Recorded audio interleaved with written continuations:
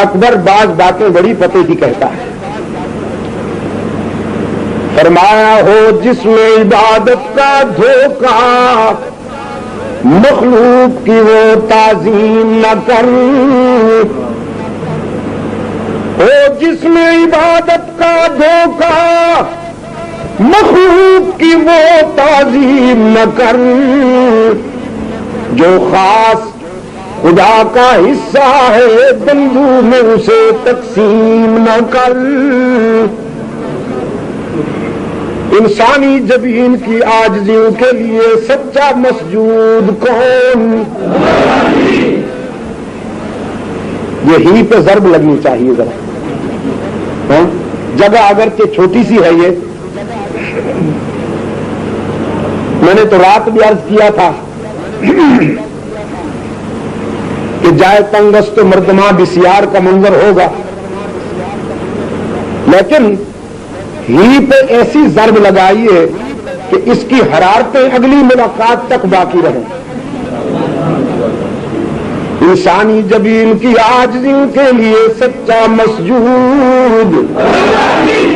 یاد رکھیے گا، یاد رکھیے گا، ہی میں ملاوٹ نہ ہونے پائے. انشاءاللہ جنت یقینی، خطاؤں کے باوجود جنت یقینی. ہی میں بھی کی ملاوٹ نہ ہونے پائے، جنت یقینی ہوگی انشاءاللہ. حشر میں اللہ کے سامنے کھڑے ہو کر مل کے کہیں گے انشاءاللہ، اکٹھے کہیں گے. جتنی قوت ہوگی پوری قوت کے ساتھ کہیں گے الہ العالمین. دنیا ناراض ہوتی تھی، فتوے لگتے تھے، بائیکاٹ ہوا کرتا تھا، جبہ و دستار والے بد کلامی کا نشانہ بناتے تھے. لیکن دنیا میں بھی ہم کہتے رہے، آج تیرے سامنے کہتے ہیں. انسانی جبین کی عاجزیوں کے لیے سچا مسجود کون؟ ہر جگہ موجود علام الغیوب. پھیلائیے ہی کی روشنی، پھیلائیے ہی کی روشنی، تاکہ بھی کے بیماروں کو اللہ شفائے کاملہ عطا فرمائے. یاد رکھیے گا، ہی نجات ہے اور بھی ہلاکت ہے. توحید نجات کا راستہ ہے اور شرک ہلاکت کا راستہ ہے.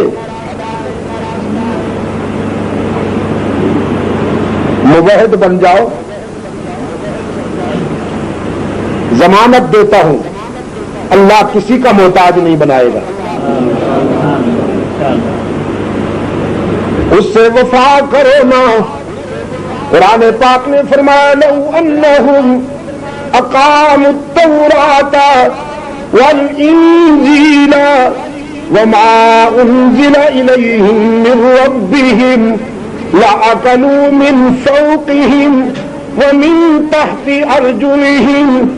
اگر تم مجھ سے وفا کرو تو میں بھی تمہیں کسی کا محتاج نہیں ہونے دوں گا. پھر آسمان موتی برسائے گا، زمین سونا اگلے گی. اللہ نے انہیں کسی کا محتاج نہیں بنایا. اور بھی کے بیمار کبھی کہیں رسوا ہو رہے ہیں، کبھی کہیں ذلیل ہو رہے ہیں. اور یار لوگوں نے ان کی کمزوری جان لی. جس کو اور کوئی کاروبار نہیں ملتا وہ کوئی قبر تاڑ لیتا ہے، بڑے سائز کی قبر پہ جھنڈیاں لگا کے بیٹھ جاتا ہے. مست کلندر سب کچھ اندر، دما دم نہ دھوکہ نہ غم، کمائیں گے احمد کھائیں گے ہم. انسانی جبین کی عاجزیوں کے لیے سچا مسجود. ہی ضرب لگاتے رہیو. کوئی بھی کا بیمار مل جائے تو آرام سے کہہ دیجیے اللہ ہی. گولی کی طرح لگے گی شیطان کے سینے میں. ایاک نعبد و ایاک نستعین. انوکھی بات تو میں کہلوا نہیں رہا ہوں.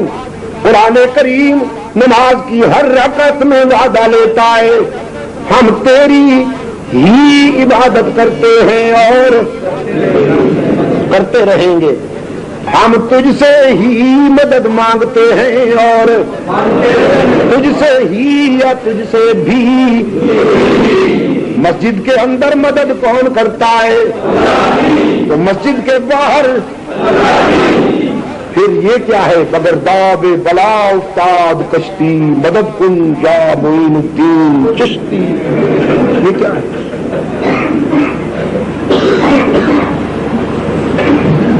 ہاں جی المدد یا عبد القادر المدد. یہ کیا ہے؟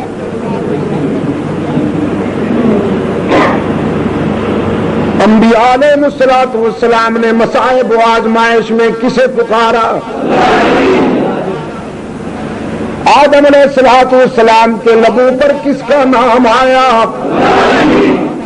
ابراہیم علیہ الصلوۃ والسلام نے کسے پکارا؟ یونس کی زبان پہ کس کا نام آیا؟ قرآن پاک نے فرمایا وَظَنُّونَ إِذْ ذَهَبَ مُغَاضِبًا فَظَنَّ أَن لَّن نَّقْدِرَ عَلَيْهِ فَنَادَىٰ فِي الظُّلُمَاتِ أَن لَّا إِلَٰهَ إِلَّا أَنتَ سُبْحَانَكَ إِنِّي كُنتُ مِنَ الظَّالِمِينَ. رات کے اندھیروں میں، دریا کی گہرائیوں میں، شکم ماہی میں یونس کی زبان پہ کس کا نام آیا؟ قادر کو پکارا یا عبد القادر کو؟ کراچی میں ایک مولوی ہوا کرتا تھا بیچارہ، ہاں جہانی ہو گئے.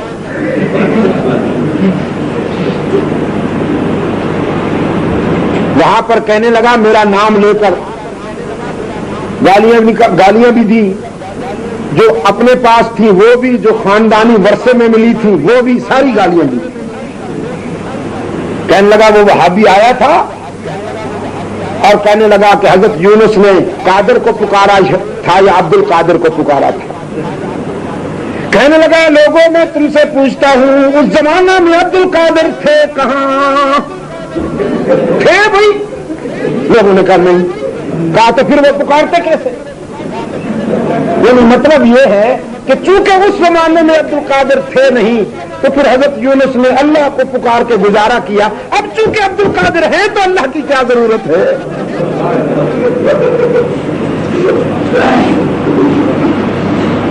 میرے عزیز دوستو،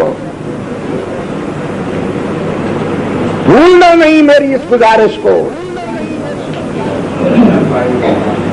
اللہ کی عدالت میں جب پیش ہوں گے انشاءاللہ آپ گواہی دیجئے گا کہ میں نے اپنا فرض ادا کیا. یہ سب اللہ کے عاجز بندے ہیں، یہ سب مانگنے والے ہیں، دینے والا کون؟ یہ سب رونے والے ہیں، دامن بھرنے والا کون؟ یہ سب محتاج ہیں، مختار کل کون؟ انہوں نے ہر مرحلے پر، ہر موڑ پر اللہ سے ہی مدد مانگی. رحمت للعالمین کی مدد کرنے والا کون؟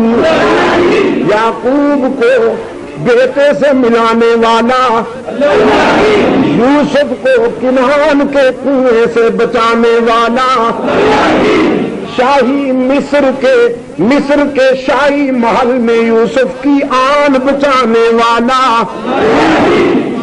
یا اللہ بھی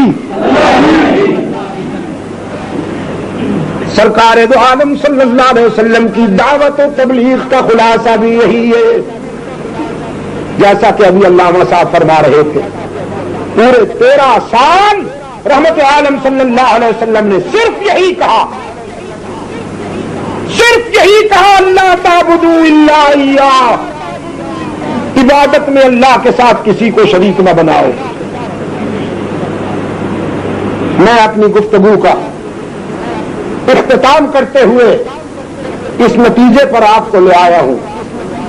میرا یہ پیغام اگرچہ آج یہاں دبئی میں مرکز الدعوت والارشاد میں ہے، لیکن اللہ کرے کہ یہ پیغام پوری دنیا میں پھیل جائے. آج امت مسلمہ کی مرکزیت دنیا اسلام کی وحدت کی بنیاد یہی ہے کہ عقیدہ توحید پر پوری امت متفق ہو جائے. جب تک یہ امت عقیدہ توحید پر متفق رہی تو قرۂ ارض پر انہی کا پرچم لہراتا تھا. دنیا کی ساری طاقتیں مسخر ہو گئی. صدیوں پرانی بادشاہتوں کے پرخچولے، دریاؤں نے اطاعت کی، صحراؤں نے اطاعت کی، جنگل کے درندوں نے اطاعت کی، ہواؤں نے اطاعت کی. آج اگر امت مسلمہ عقیدہ توحید پر مطابقت کے ساتھ قائم ہو جائے اور شرک کے سارے دروازے بند کر دے تو میرا دعویٰ ہے کہ ہمارے دن بدل سکتے ہیں. آج دنیا اسلام جن خطرات میں گری ہوئی ہے،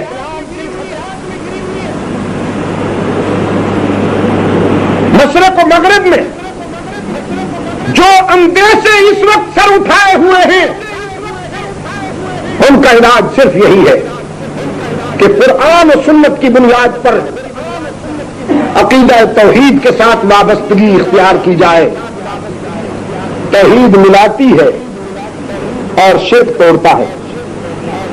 توحید ملاتی ہے اور شرک، توحید وحدت پیدا کرتی ہے اور شرک تفرقے ڈالتا ہے. اللہ تعالی امت مسلمہ کو عالمی وحدت و مرکزیت سے مالا مال فرمائے اور قرآن و سنت کے نظام عدل سے ہم سب کو حق تعالی دنیا اور آخرت کی عزتوں سے مالا مال فرمائے.